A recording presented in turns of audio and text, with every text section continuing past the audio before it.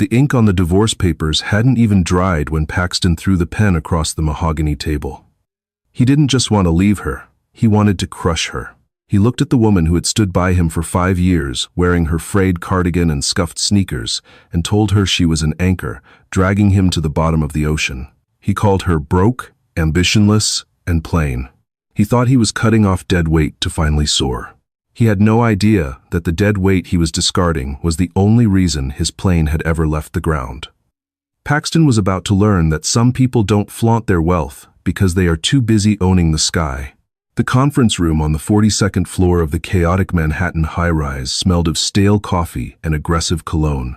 Rain lashed against the floor-to-ceiling windows, blurring the gray skyline of New York City into a watercolor of gloom, mirroring the atmosphere inside. Paxton Walsh sat at the head of the table, checking his reflection in the dark screen of his iPhone. He adjusted his silk tie, a Hermes print that had cost more than his wife's entire wardrobe, and sighed theatrically. He checked the time on his Patek Philippe Nautilus, making sure the lawyer, Mr. Henderson, saw the gesture. "Are we done yet?" Paxton asked, his voice dripping with boredom. "I have a lunch reservation at Le Bernardin in 40 minutes. I'd hate to lose the table because Genevieve can't find a pen that works." At the far end of the table sat Genevieve. She looked small in the oversized leather chair. She was wearing a beige knitted sweater that had seen better days, jeans that were fading at the knees, and canvas sneakers. Her hair was pulled back in a messy bun, secured with a simple black elastic. To anyone looking at them, Paxton was the master of the universe, a rising star in private equity, and Genevieve was the mistake he had made in his 20s. "I'm reading the clause regarding the apartment, Paxton," Genevieve said softly. Her voice was steady, lacking the hysteria Paxton had secretly hoped for. He wanted tears. He wanted begging. He wanted her to acknowledge that without him, she was nothing. "The apartment is mine, Jen," Paxton snapped, leaning forward. "I paid the mortgage. I paid the maintenance fees you paid for." "What? The groceries? Sometimes? Just sign the waiver. You get the lump sum we agreed on, which, frankly, is charity considering you've contributed 0 to my net worth and you walk away." Mr. Henderson cleared his throat awkwardly. "Mrs. Walsh, the settlement offer is quite final. Mr. Walsh is offering you $50,000 to vacate the premises by the 1st of the month and waive all claims to future earnings or spousal support." $50,000. In New York City, that was barely breathing room, but Paxton knew she would take it. She hated conflict. She hated the flash and the noise of his world. "You're doing this because of Tiffany, aren't you?" Genevieve asked, finally looking up. Her eyes were a piercing green, the only sharp thing about her soft demeanor. Paxton scoffed, leaning back and crossing his arms. "I'm doing this because I've outgrown you, Genevieve. Look at you. Look at me." He gestured to his bespoke suit. "I'm closing deals with Fortune 500 companies. I need a partner who fits the part. Someone who can host a gala, not someone who thinks dressing up means wearing a clean t-shirt. You're stagnant. You're broke, General. Not just financially, but spiritually. You have no drive." "Drive," she repeated, tasting the word like it was sour milk. "Yes, drive. I need someone who understands the value of $1 and how to multiply it. You're content with mediocrity. It's embarrassing." Paxton stood up, buttoning his jacket. "Tiffany isn't the reason. She's just the wake-up call. She runs her own PR firm. She drives a G-Wagon. She matches my energy. You're just..." "There." Genevieve looked at the papers. For a fleeting second, a strange expression crossed her face. It wasn't sadness. It wasn't anger. It looked almost like pity. "Okay, Paxton," she said, picking up the pen. "Okay?" He blinked, surprised by the sudden capitulation. "If you think I'm holding you back, I'll let you go." She signed the document with a flourish that seemed too elegant for a broke housewife. She pushed the papers toward the lawyer. "I don't want the 50,000. Paxton laughed, a harsh, barking sound. "Don't be a martyr, General. You can't afford to be proud. How are you going to live? Go back to that little Etsy shop of yours? Selling painted rocks?" "I'll figure it out," she said, standing up. She picked up her canvas tote bag. "I always do." "Suit yourself," Paxton sneered. "Just make sure your stuff is out of the penthouse by Friday. Tiffany wants to redecorate. She says the energy is too depressing in there." Genevieve walked to the door. She paused with her hand on the brass handle. She didn't look back. Good luck with the merger, Paxton. I heard the Sterling Group is notoriously difficult to please. Paxton froze. He hadn't told her about the Sterling Group deal. That was the biggest deal of his career, a takeover that would launch him into the 8-figure club. How did she know?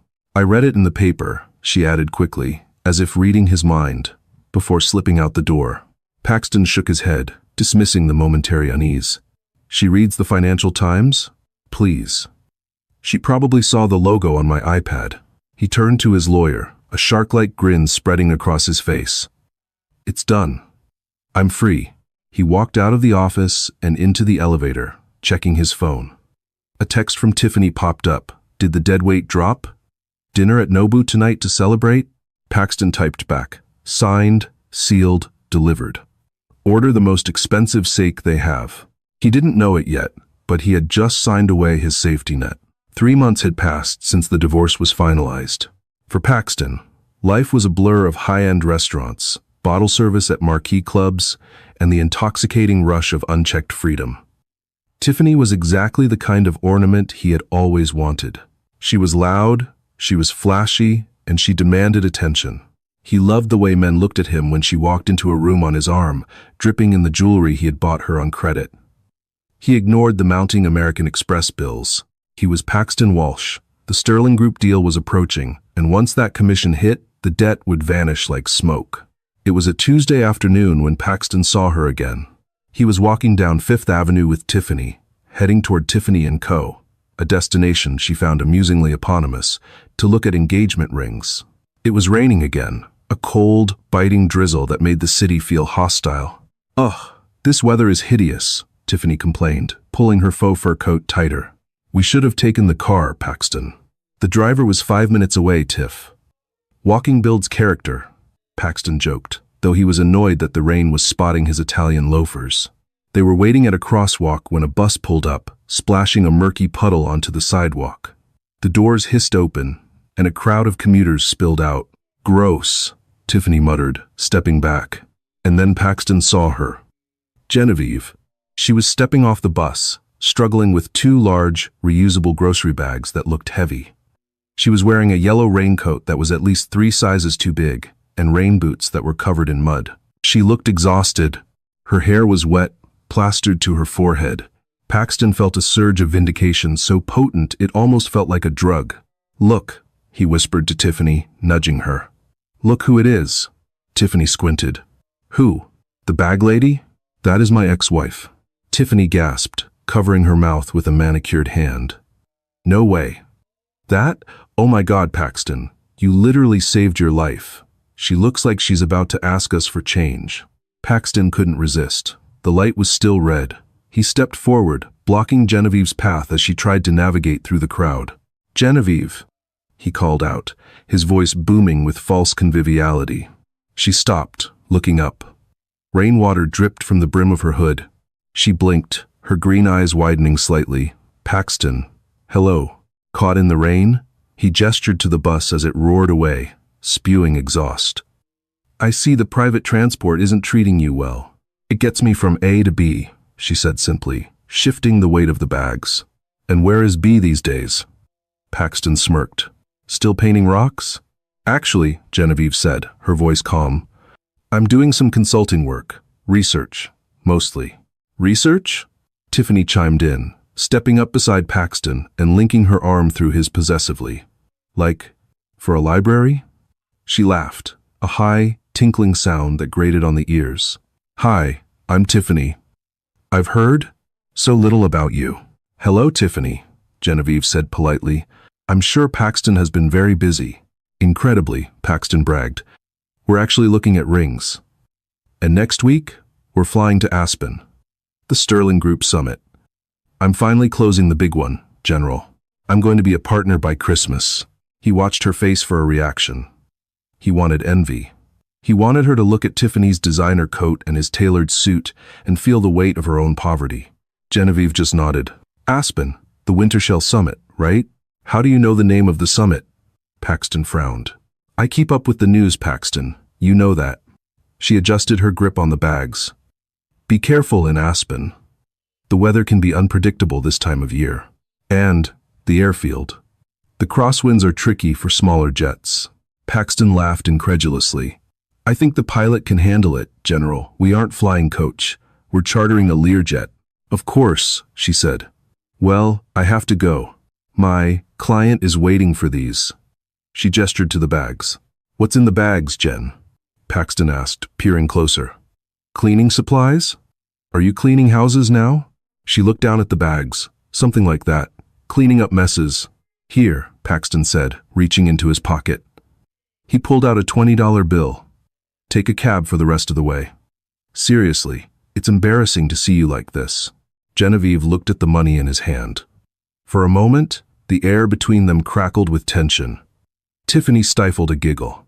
Genevieve reached out, took the bill, and slowly tucked it into Paxton's breast pocket. Keep it, Paxton, she said softly. You're going to need every penny where you're going. Before he could respond to the cryptic remark, she turned and disappeared into the throng of pedestrians, a splash of yellow in a sea of gray. What a weirdo, Tiffany said, shaking her head. She's totally bitter. Totally, Paxton agreed, patting his pocket where the $20 bill still sat. But as they walked into the warmth of Tiffany & Co., a cold knot of anxiety formed in his stomach. You're going to need every penny. Why did she sound like she knew something he didn't? Forget her, Paxton muttered to himself. She's nobody. She's the past. He focused on the diamonds in the display case. He was Paxton Walsh. He was a winner. And winners didn't worry about women who took the bus. The weeks leading up to the Aspen Summit were a whirlwind of stress and anticipation. The Sterling Group deal was the holy grail of Paxton's firm, Vertex Capital. The Sterling family was notoriously private, an old money dynasty with holdings in shipping, tech, and aerospace. They were looking for a new firm to manage a portfolio worth $3 billion. Paxton had secured the meeting through sheer tenacity, badgering the Sterling family's lower-level executives for months. He had never met the CEO, a figure shrouded in mystery who supposedly took over the empire 5 years ago after the patriarch passed away. Rumors swirled that the CEO was eccentric, reclusive, and ruthless. If you land this, his boss, an overweight man named Gormley, had told him, "You're not just a partner, Paxton. You're a legend. But don't screw it up. These people smell fear, and they smell cheapness." Paxton took that to heart. He leveraged his credit cards to the max. He booked the best suite at the Little Nell in Aspen. He bought Tiffany a new wardrobe for the trip. He chartered a Learjet 45 for the flight out. It was expensive, painfully so, but appearances were everything. The morning of the flight, the Teterboro Airport terminal was buzzing with the elite. Paxton stood by the window, sipping an espresso, watching the private jets taxi on the tarmac. "There she is," he said, pointing as the sleek Learjet was towed into position. "Not bad, huh?" Tiffany didn't look up from her phone. "Babe, the Wi-Fi better be fast. I need to live stream the takeoff." Suddenly, the atmosphere in the private terminal shifted. Conversations stopped. Heads turned. Even the ground crew outside seemed to pause in their tracks. Descending from the clouds like a silver bird of prey was a monster of a machine. It wasn't a Learjet. It wasn't even a standard Gulfstream. "Holy," Paxton breathed. It was a Bombardier Global 7500, the pinnacle of long-range business jets.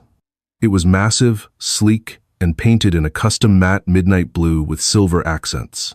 It dwarfed the other planes on the tarmac. "Whose is that?" Tiffany asked, finally looking up. "It's huge." "That," Paxton whispered, "is a $100 million aircraft. That's a flying palace. That belongs to a head of state or a billionaire." The massive jet taxied smoothly, coming to a halt not far from where Paxton's modest Learjet sat. The contrast was humiliating. The Learjet looked like a toy car next to a tank. "Maybe it's the Sterling CEO," Paxton mused, his heart racing. "They're supposed to be in Aspen for the summit." "Go introduce yourself," Tiffany urged, pushing him. "Network, babe. You can't just walk up to a Global 7500. "Tiff," Paxton snapped. "Security will tackle you."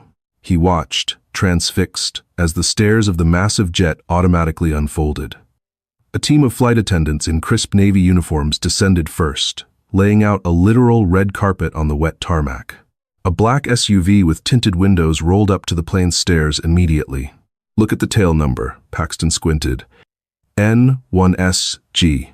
SG, Paxton muttered. Sterling Group? It has to be. The door of the jet opened fully. Paxton held his breath, waiting to see the titan of industry he was desperate to impress. He expected an old man in a suit, or perhaps a tech bro in a hoodie, but no one came out. Instead, the pilot, a distinguished man with silver hair and 4 gold stripes on his epaulets, walked down the stairs and stood by the SUV. He opened the back door of the car. A woman stepped out of the car. She was wearing oversized sunglasses, a trench coat that looked like it was cut from clouds, and a scarf that trailed in the wind. She didn't look like a business tycoon. She looked like a movie star. She paused at the bottom of the stairs, handing a bag to the pilot. The pilot, Captain Harrison, Paxton noted from the embroidery on his jacket, bowed his head respectfully and laughed at something she said. It was a familiar, warm interaction. "Who is she?" Tiffany asked, jealous. "I don't know," Paxton said, straining his eyes. "A mistress? A daughter?" The woman turned slightly, catching the light. For a split second, Paxton felt a jolt of recognition. Something about the posture. Something about the way she held her head. But then she turned away, ascending the stairs of the Global 7500 with the grace of a queen boarding her throne. The door sealed shut. The massive engines spooled up, a deep, earth-shaking hum that vibrated the glass of the terminal. "Come on, Mr. Walsh," the pilot of his chartered Learjet called out, breaking Paxton's trance. "We need to clear out before the big boy blasts us with jet wash." Paxton followed Tiffany toward their small plane, but he couldn't stop looking back at the midnight blue giant. N1SG, he repeated to himself. He boarded his cramped jet, buckling his seatbelt. He felt small. He felt poor. And for some reason, he felt that same cold knot of anxiety he had felt on Fifth Avenue when Genevieve had given him the $20. "Champagne?" the flight attendant asked. "Double," Paxton said. "I have a feeling this is going to be a long weekend." Aspen, Colorado, greeted them with a wall of white. The descent into the valley had been treacherous. The small Learjet had bucked and swayed in the crosswinds, causing Tiffany to spill her mimosa and scream twice. Paxton had gripped the armrests until his knuckles turned white, his mind flashing back to Genevieve's warning on the street corner. The crosswinds are tricky for smaller jets. How did she know? The question nagged at him like a splinter. When they finally taxied to the private hangar, Paxton's anxiety spiked again. The massive midnight blue Global 7500 was parked in the premier spot, hooked up to ground power, looking like a sleeping beast. A fleet of black Cadillac Escalades surrounded it, men in earpieces moving with military precision. "Who is that?" Tiffany whined, shivering in her thin leggings as they stepped onto the snowy tarmac. "They're taking up all the space." "Quiet, Tiff," Paxton hissed. "That's power, real power. Try not to stare." They took the courtesy shuttle to the Little Nell, the only 5-star, ski-in, ski-out hotel in Aspen. Paxton had stretched his credit limit to the breaking point to book a junior suite, hoping the address would impress the Sterling executives. The lobby was a warm, golden-lit haven smelling of pine, expensive leather, and wood smoke. Paxton strode to the reception desk, slapping his platinum Amex on the marble. "Paxton Walsh, checking in." The concierge, a young man with a flawless smile, typed for a moment and then frowned. "Ah, Mr. Walsh, yes. We have you in, room 204. A lovely courtyard view." Paxton froze. "Courtyard? I booked a mountain view suite. I need the balcony facing the slopes. I'm afraid we had to reallocate some inventory due to a VIP buyout of the top 2 floors," the concierge said apologetically. "We are fully committed." "A buyout?" Paxton's voice rose. "Do you know who I'm here to meet?" "The Sterling Group. I need to look the part." The concierge lowered his voice, leaning in. "Mr. Walsh, the Sterling Group is the one who bought out the penthouse in the floors below. The CEO requires absolute privacy. Her security team locked down the best suites 3 months ago." "Her. The CEO is a woman?" Paxton asked, surprised. He had assumed the successor was a son or a nephew. "Yes, sir. Very private. Very specific tastes." The concierge slid the key card across the desk. "Enjoy your stay." Paxton grabbed the key, fuming. He walked past the bar, where captains of industry were sipping 20-year-old scotch. He felt like an imposter. He dragged his Rimowa suitcase toward the elevator, Tiffany trailing behind him, complaining about the lack of bellboys. That evening, the welcome mixer was held in the hotel's private ballroom. This was it. The proving ground. Paxton dressed in his tuxedo, checking his reflection. He looked good, sharp, successful. He gave himself a pep talk in the mirror. You are a partner at Vertex. You generated $4 million in revenue last year. You belong here. He didn't mention to his reflection that he was currently carrying $80,000 in credit card debt and paying alimony to a woman he despised. The ballroom was glittering with chandeliers and filled with the murmur of billionaires. Paxton worked the room, clutching a crystal tumbler of whiskey. He saw faces he recognized from the Wall Street Journal. There was the CEO of Techstar. There was the founder of Redline Shipping. And then, a hush fell over the room. The double doors at the far end swung open. Security guards in black suits stepped in first, scanning the crowd. Is that her? Tiffany whispered, clutching Paxton's arm. The Dragon Lady? A woman entered. She was surrounded by a phalanx of advisors, so it was hard to see her clearly. She wore a backless emerald green gown that shimmered like liquid money. Her hair was styled in an elegant, intricate updo. She moved with a fluidity that commanded attention without demanding it. She didn't stop to chat. She moved straight toward the VIP section, a roped-off area raised slightly above the rest of the floor. Paxton stood on his toes, trying to catch a glimpse of her face. He saw the back of her neck, the flash of diamonds at her throat.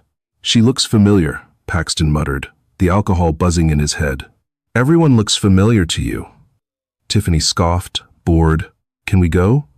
The vibe here is too stiff. I want to go to the club downtown. We are not going to a club, Tiffany. I need to shake hands with someone from her team. Paxton abandoned Tiffany by the chocolate fountain and pushed his way toward the rope line. He spotted a man he recognized, Marcus Thorne, the CFO of the Sterling Group. This was his chance. Mr. Thorne, Paxton called out, flashing his best salesman smile. Paxton Walsh, Vertex Capital. Thorne, a silver-haired man with eyes like flint, turned slowly. He looked Paxton up and down. Vertex? Ah, yes, Gormley's boy. I'm leading the pitch tomorrow, Paxton said, extending his hand. Thorne didn't take it. Are you now? Thorne took a sip of his drink. We've heard interesting things about Vertex. Aggressive. Hungry. We get results, Paxton said, puffing out his chest. We value integrity above results, Mr. Walsh, Thorne said coolly. Our chairwoman is very particular about the character of the people managing her family's legacy. She has an uncanny ability to spot a fake. Paxton felt a bead of sweat trickle down his back. Well, I look forward to meeting her. Thorne smiled, but it didn't reach his eyes. Oh, you will. Tomorrow at 9 a.m. sharp. Don't be late. She hates tardiness, and she hates excuses. Thorne turned his back, effectively dismissing him. Paxton retreated, his heart hammering. He felt like he was walking on a tightrope over a canyon. He found Tiffany, grabbed her arm, and marched her toward the exit. Ow, what is your problem? She snapped. We're going to bed, Paxton growled.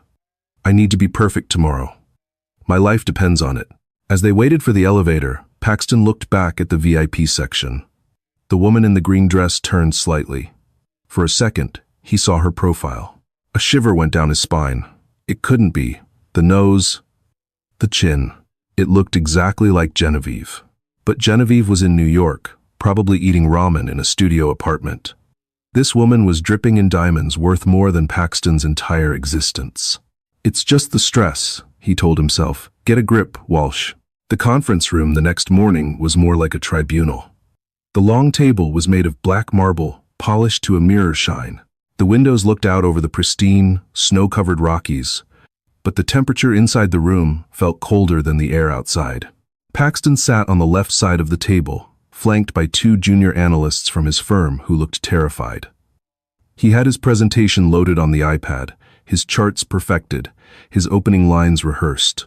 On the right side sat the Sterling Group executives, Marcus Thorne, the legal counsel and the head of operations.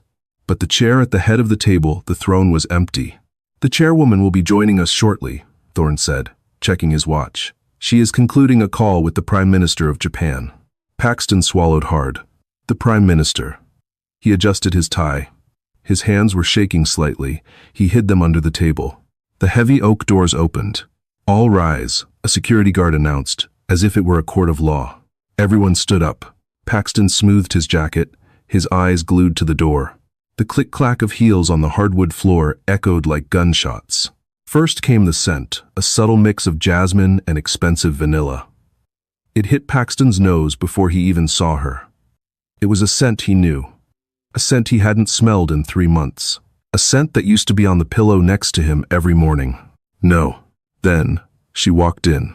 She was wearing a white power suit, tailored to absolute perfection. It fit her like armor. Her hair was down, cascading in soft waves around her shoulders.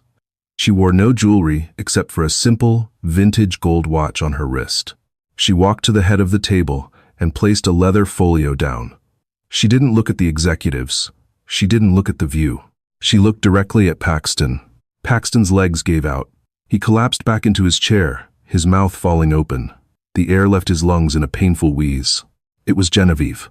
Not the Genevieve in the oversized sweater. Not the Genevieve with the messy bun. This was a Genevieve carved from ice and steel. Her green eyes, usually so soft and pleading, were now sharp, assessing, and utterly terrifying. "Good morning, gentlemen," she said. Her voice was the same, yet completely different. It held a frequency of authority that Paxton had never heard before. Mrs. Walsh?" The junior analyst next to Paxton stammered, confused. He had met Genevieve once at the office Christmas party. "Miss Sterling," she corrected, not breaking eye contact with Paxton. "My name is Genevieve Sterling." Silence. Absolute, suffocating silence. You could hear the hum of the hard drives in the laptops. Paxton felt like the room was spinning. "Sterling?" he whispered, his voice cracking. "But you told me your maiden name was Miller." "I used my mother's maiden name," she said calmly, sitting down, "to ensure that the people in my life loved me for me and not for the $3 billion attached to my signature." She laced her fingers together and leaned forward. "A test," she added, a small, cold smile playing on her lips. "Which, as we all know, you failed spectacularly." Paxton couldn't breathe. His mind was racing, replaying the last 5 years. The dusty apartment, the budgeting, the way he had scolded her for buying expensive organic milk, the way he had given her an allowance. She was a Sterling. She owned the building he lived in. She probably owned the bank that held his credit card debt. I don't understand," Paxton stammered. "The apartment, the bus, the clothes. I live simply because I enjoy it, Paxton," she said. "I don't need a G-Wagon to know who I am. But when I need to step up, I step up." She gestured to the room, to the hotel, to the invisible jet parked outside. "Now," she continued, opening the folio. "Vertex Capital, you're here to pitch me on why you should manage the Sterling Family Trust." Marcus Thorne leaned over and whispered something to her. She nodded. "I've read your proposal, Paxton," she said. "It's aggressive, high risk, high reward, typical of your style. It's a solid strategy."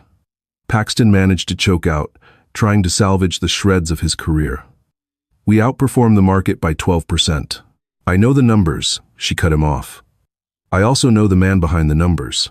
She stood up and walked slowly around the table, stopping right behind Paxton's chair. He could feel the heat radiating from her. He smelled that jasmine scent again, and it made him want to vomit with regret. "You see, gentlemen," she addressed the room, her hand resting lightly on the back of Paxton's chair. "Mr. Walsh here is a man who values optics over substance. He discards assets he deems underperforming without understanding their true value. He lacks patience, he lacks loyalty, and he lacks vision." She leaned down, her lips inches from his ear. He divorced his wife because he thought she was broke. He threw her away like garbage to chase a shiny new object. She straightened up, walking back to the head of the table. "If a man treats his life partner like a liability to be liquidated," Genevieve said, her voice ringing with steel, "how do you think he will treat my family's money when the market dips? Will he panic? Will he cut and run? Will he sell us out for the next shiny opportunity?" She looked at Marcus Thorne. "I think we have our answer." Thorne nodded solemnly. "Agreed, Madam Chairwoman. Genevieve closed the folio with a definitive snap. Proposal rejected, she said. Vertex Capital is blacklisted from all future Sterling Group dealings. And Paxton? Paxton looked up, his face pale, sweat beading on his forehead. I suggest you check your company email, she said. I believe Mr. Gormley has been watching the live stream of this meeting. My team made sure he had the link. Paxton's phone buzzed in his pocket. Then it buzzed again. And again. A torrent of notifications. You're done here, Genevieve said, pointing to the door. Get out of my boardroom. And get out of my town. Paxton stood up, his legs trembling. He grabbed his iPad. He didn't look at his colleagues. He couldn't look at Genevieve. He walked to the door, a broken man. Just as he reached the handle, Genevieve spoke one last time.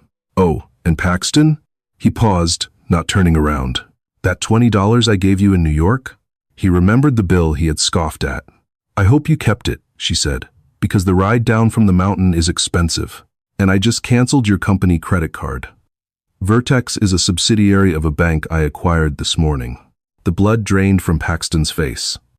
He opened the door and stumbled out into the hallway, the sound of his own destruction ringing in his ears. The hallway outside the boardroom felt endless, a tunnel of shame stretching out before Paxton. His phone was vibrating so violently in his pocket, it felt like a second heartbeat. He finally pulled it out. Incoming call. Gormley. Paxton stared at the screen. He knew he shouldn't answer, but habit forced his thumb to slide across the glass. Gormley, listen, I can explain, Paxton started, his voice trembling. You're fired. Gormley's voice was a low growl, devoid of the usual bluster. Don't come back to the office. Don't log in. Security is already packing your desk into a box. You embarrassed me, Walsh. You embarrassed the firm in front of the biggest capital holder in the hemisphere. But, and Paxton? Gormley added, a cruel edge to his voice. I just got off the phone with legal. That non-compete clause you signed? We're enforcing it. You won't work in finance in New York for 2 years. Good luck flipping burgers. The line went dead. Paxton leaned against the wall, sliding down until he hit the floor. He was hyperventilating, blacklisted, unemployed, broke. He needed to get to the room. He needed to get Tiffany. They had to leave before. He scrambled up and ran to the elevators, ignoring the strange looks from the hotel staff.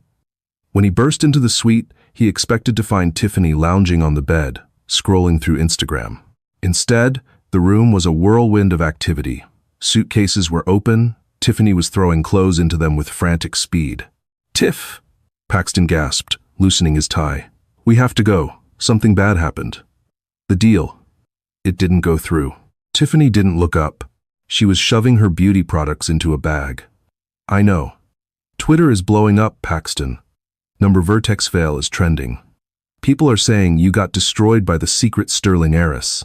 She zipped up the bag with a harsh sound. She finally turned to look at him, her eyes cold and calculating. You told me you were going to be a partner, she said, her voice dripping with accusation. You told me you were rich. I will be, Paxton pleaded, grabbing her arm.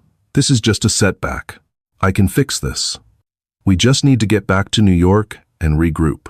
Tiffany shook his hand off as if he were contagious. There is no we, Paxton. I checked the credit card you gave me for the spa this morning. I checked the one for room service. Declined. She picked up her phone. So, I made a call. Who did you call? Paxton asked, a sinking feeling in his gut. There was a knock at the door. It wasn't hotel security. It was Chadwick, a hedge fund manager Paxton knew from the club scene in Manhattan. Chadwick was older, balding, and notoriously sleazy, but he was worth $50 million. Ready, babe? Chadwick asked, leaning against the doorframe, smirking at Paxton. Chadwick? Paxton looked between them. What is this? An upgrade, Tiffany said cruelly. She grabbed her bags and walked toward the door. She paused next to Paxton, looking him up and down with the same disdain Paxton had shown Genevieve months ago. You're a liability, Paxton, she said, echoing his own words. And I don't date liabilities. She walked out, linking arms with Chadwick. Let's go, Chad. This room smells like failure. Paxton was left alone in the silent suite. He walked to the window. Down below, he saw Chadwick's car, a Bentley, pull up. Tiffany got in. They drove away. Paxton walked to the minibar, He needed a drink. He grabbed a small bottle of vodka and cracked it open. Knock, knock. Mr. Walsh? It was the hotel manager, flanked by 2 security guards. We've been informed that the credit card on file has been reported as compromised by the issuing bank. We need you to settle the bill immediately, or we will have to escort you off the premises. How much is it? Paxton whispered. For the suite, the room service, and the spa treatments, Miss Tiffany ordered this morning. $11,000. Paxton laughed. It was a manic, broken sound. He reached into his pocket. He pulled out his wallet. It was empty of cash. His cards were plastic bricks. Then, his fingers brushed against something crinkled in his breast pocket. The $20 bill. The bill Genevieve had given him in the rain. He pulled it out and stared at Andrew Jackson's face. You're going to need every penny. I have $20, Paxton said, tears finally spilling over his cheeks. The manager sighed. Get his bags, boys. Put him on the street. 1 year later, the bell above the door of Stan's 24-hour eats jingled, a harsh, tinny sound that grated against Paxton's nerves like sandpaper. A blast of freezing November air accompanied the new customer, swirling with the smell of stale fryer grease and lemon-scented floor cleaner that permanently hung in the diner. Paxton Walsh, formerly a partner track executive at Vertex Capital, formerly a resident of a Manhattan penthouse, and formerly a man who wore $3,000 suits, looked down at his shoes. They were non-slip, orthopedic black loafers issued by the diner, and they were currently covered in a splatter of darker-than-dark coffee. Hey, Hollywood, table 4 needs a wipe down. You deaf? The voice belonged to Stan, the owner of the establishment, a man whose neck was wider than his head and who managed the diner with the compassion of a prison warden. I'm on it, Stan, Paxton said, his voice flat. It was a voice he had cultivated over the last 12 months, a voice designed to be invisible. He grabbed the gray, damp rag from the bucket of sanitizing solution. His hands, once manicured and soft from gripping expensive pens, were now red, chapped, and calloused. A burn scar ran across the back of his left hand, a souvenir from a splash of hot oil 3 months ago. He hadn't gone to the doctor. The deductible on his catastrophic health plan was higher than his monthly rent. As he wiped the Formica table, scrubbing at a stubborn circle of dried ketchup, Paxton's mind drifted to the phantom limb of his past life. It had been exactly 365 days since the Aspen incident. The fall hadn't been a slide. It had been a cliff dive. The Sterling Group's blacklisting had been absolute. Genevieve hadn't just closed a door. She had poured concrete over the entrance. The non-compete clause Gormley enforced was airtight, barring him from any financial institution in the tri-state area.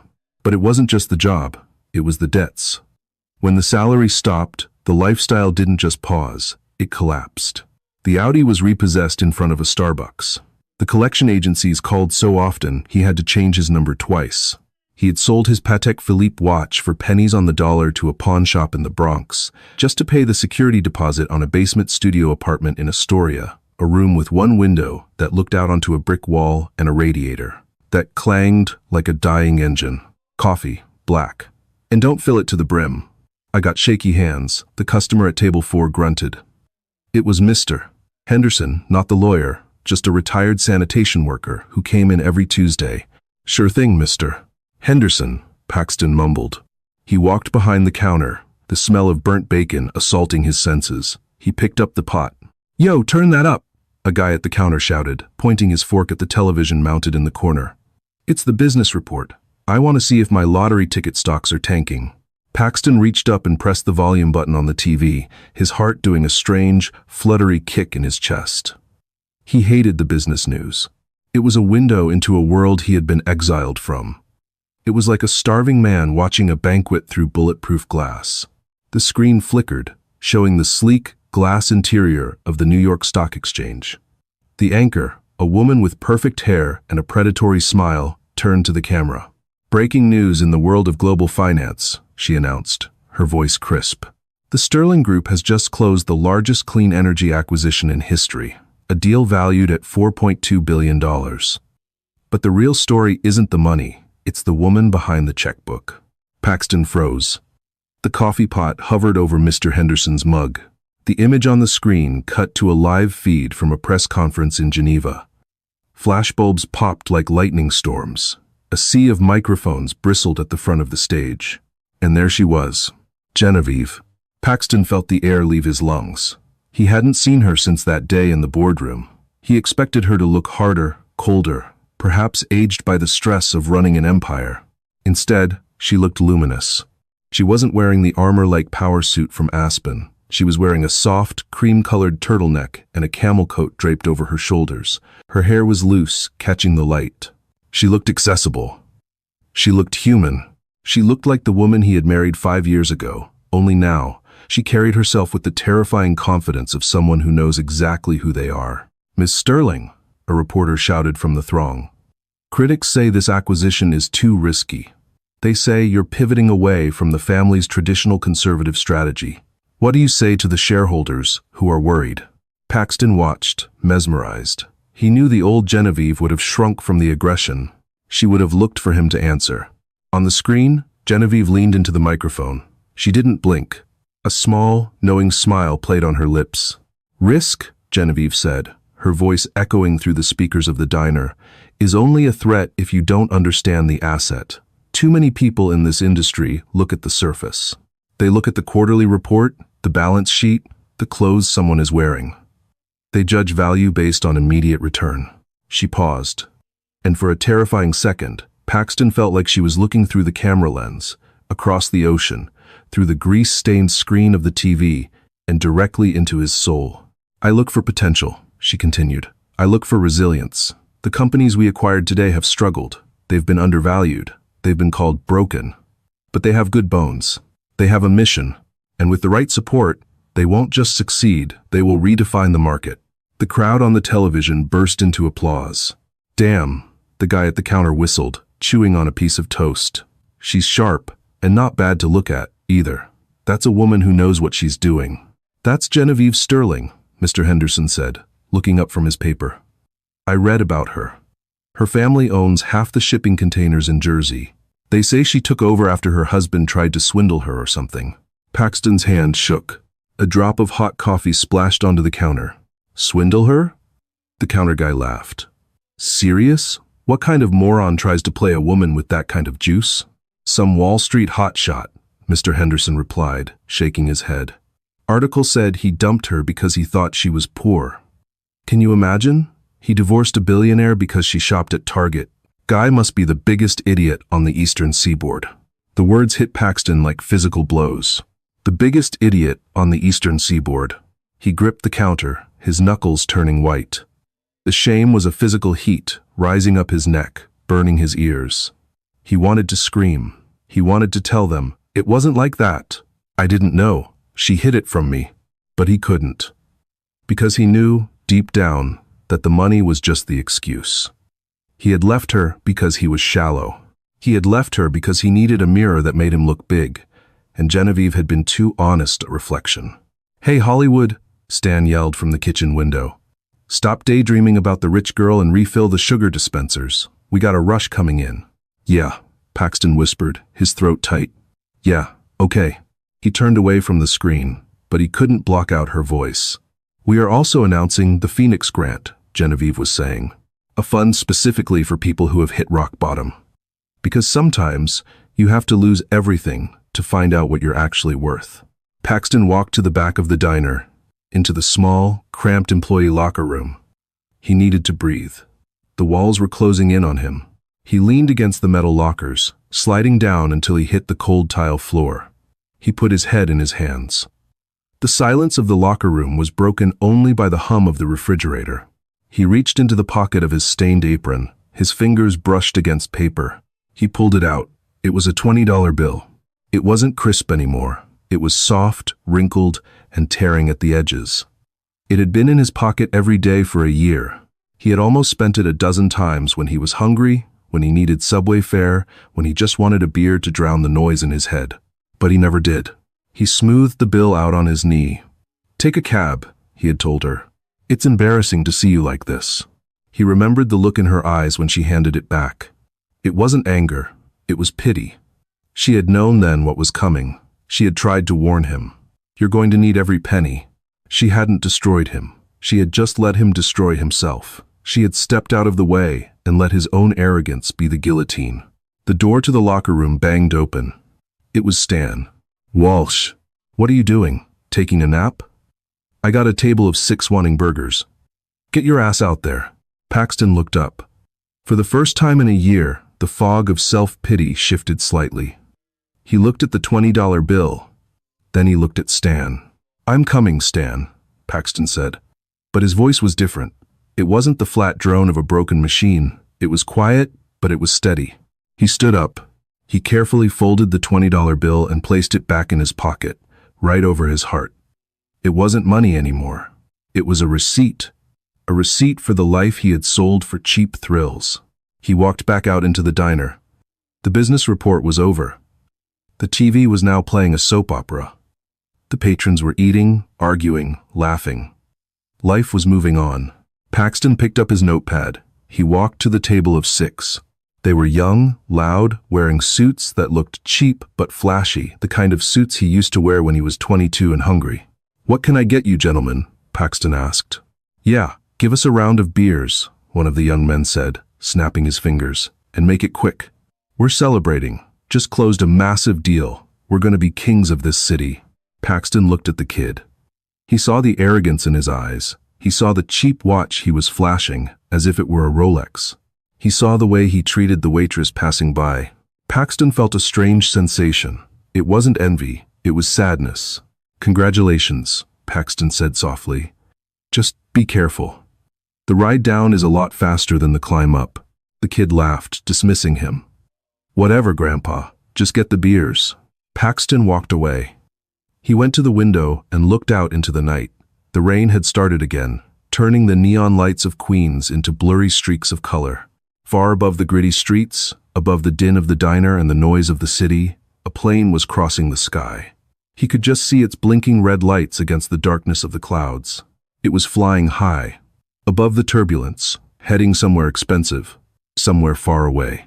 It might have been her. It might not have been. It didn't matter. Genevieve was in the sky. Paxton was on the ground. The balance sheet had been reconciled. He turned back to the counter, picked up the coffee pot, and went back to work.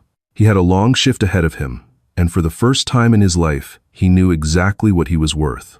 $20 plus tips. And strangely, as he poured the coffee into the white ceramic mug, Paxton Walsh realized it was the first honest money he had ever earned. And that is the story of how Paxton Walsh learned the hardest lesson of his life. When you treat people like investments, you eventually go bankrupt. He thought he was discarding a broken stone, only to realize too late that he had thrown away a diamond.